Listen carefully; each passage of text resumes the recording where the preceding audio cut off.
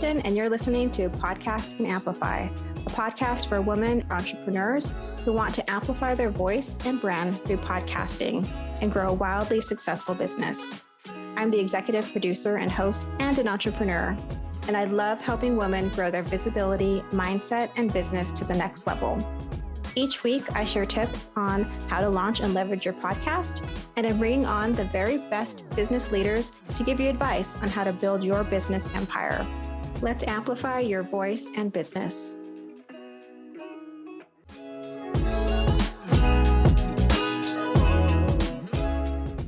Hey there, welcome back to Podcast and Amplify. I'm your host, Kristen, and today I want to talk about seasons. So if you have a seasonal podcast or you're thinking about starting a podcast and considering having seasons, this episode is for you.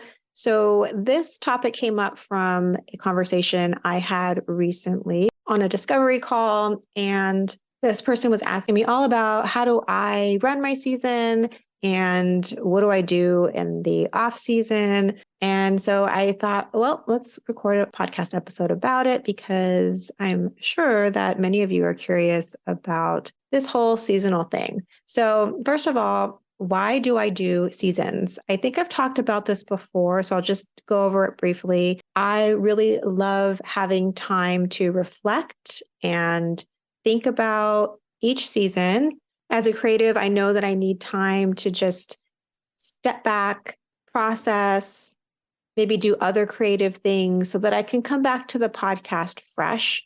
I'm not someone who can keep going every single week of the year. That's just not how I roll personally. So that's why seasons have been a really good choice for me. Also, I love that with each new season, it gives me the opportunity to get excited about something and get my community excited about something. So every beginning of the new season feels like this great fun energy, and it gives me something to talk to my audience about. It gives me content to create. It gives me, excited energy and connection. So I love seasons in that way. The way that I've structured my show is I take sort of the winter months off. So end of December through March, and then I take the summer off. So it's kind of like a school schedule. For me, that made sense because I, like most people, are winding down at the end of the year, and it's such a transitional time between like December and January, February. And so I just feel like I want that space. And I'm not sure if other people are listening to podcasts at that time. I know everyone tends to be kind of busy, so that just feels really good to me. And then in the summertime, I think people, especially because I have a business podcast, I think people are sometimes not wanting to necessarily think about business, or they're busy, they're off on trips. Now, there's an argument that some people may listen to podcasts more because they have time, but I'm not sure they're listening to business podcasts on vacation. I kind of think maybe they're listening to more entertainment podcasts. Regardless, that's what I choose to do because I want my summer to feel just a little more spacious. And it seems like a great time for me to get in some different energy and get in some sun and just kind of take that time to think about what did I learn from the spring season, and, how can ideas percolate for season 5 in the fall. So that's kind of a breakdown of what my season looks like and why I love seasons so much. I think it really just honors my energy, my creativity, and my capacity. However, it is important to post something in the off season about every 3 weeks. And here's why. So the Apple algorithm does notice when your podcast isn't posted or published consistently. And it's around the 3-week mark that will start to negatively impact your ranking. So what I do is every 3 weeks, I have scheduled in a podcast episode.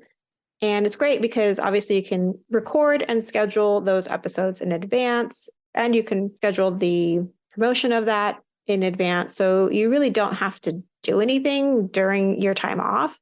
as long as you set it up, have forethought, set it up before your season ends. So that's what I encourage people to do. That way you don't get dinged by the Apple algorithm. And it also is a way to keep your podcast, even though you're off season, really top of mind for your listeners. So I wanted to share a couple of ideas for bonus content. So the episodes that I post during the off season, I call it quote unquote bonus content.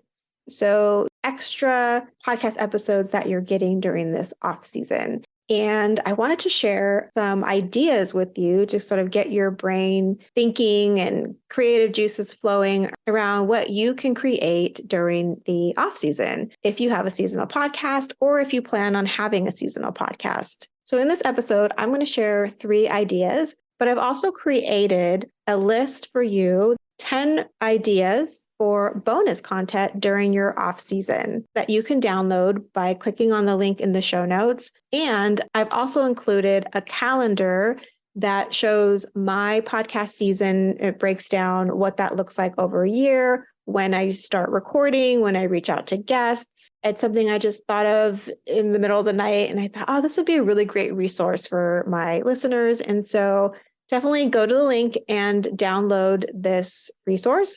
But for this episode, I'll share with you just 3 out of the 10 bonus content ideas. So the first idea is to have another podcast take over your podcast. So in between my seasons 3 and 4, I had one of my clients share her podcast in my feed. So I recorded a little intro introducing her and her podcast. Then her episode played in my feed. And this would be a great thing to do if you were going to do a swap with someone else.